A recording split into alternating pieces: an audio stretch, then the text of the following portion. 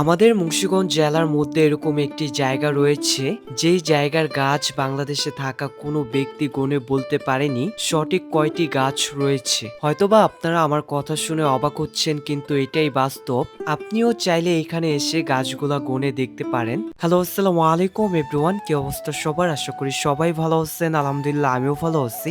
আমি এই মুহূর্তে আছি মুন্সিগঞ্জ টঙ্গিবাড়ি উপজেলার পাঁচগাঁও ইউনিয়নের 12 আউলিয়াতলা। এইখানে আপনারা যে এজল গাছগুলা দেখতেছেন, এগুলা বেশ পুরনো এবং বাংলাদেশের মধ্যে থাকা কোনো ব্যক্তি এইখানে এসে গুণে বলতে পারেনি এইখানে সঠিক কয়টি হিজল গাছ রয়েছে। কারণ আপনি যখন প্রথমবার গুনবেন তখন বেশি হবে, যখন আপনি দ্বিতীয়বার গুনবেন তখন কম হবে, কিন্তু কখনো গুণে এই জায়গার গাছ আপনি সমান করতে পারবেন না। হয়তোবা আপনি আমার কথা শুনে অবিশ্বাস করতে পারেন আমাকে, কিন্তু আপনি যখন এইখানে এসে গাছগুলা গুনে দেখবেন তখন আপনি আমার কথা বিশ্বাস করতে বাধ্য। আর এইখানে প্রতিনিয়তই দূর দূরান্ত থেকে মানুষ ছুটে চলে আসে শুধুমাত্র গাছগুলা গুনে দেখার জন্য।